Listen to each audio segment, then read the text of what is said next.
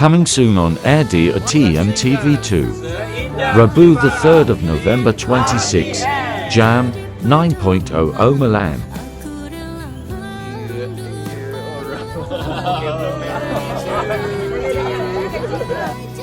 Johan autistik?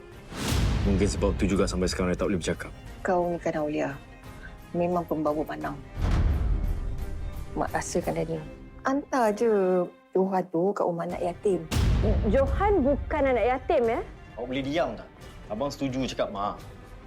Cakap apa ni? Jangan kau pelik! Kau jangan naik tangan kau sentuh anak aku. Jangan palikkan benda malang kau tu kat dia, tau. Nasib baiklah dia jadi menantu macam ni lah yang mak nak. Bukan macam tu. Kau tu kena sedari sikit. Anak kau tu cacat, faham? Cacat. Masalah kau. Apa? Hei, Lia!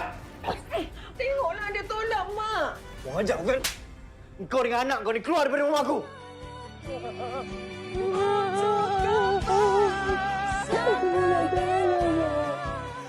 Satu je saya nak cakap. Kifarah itu indah.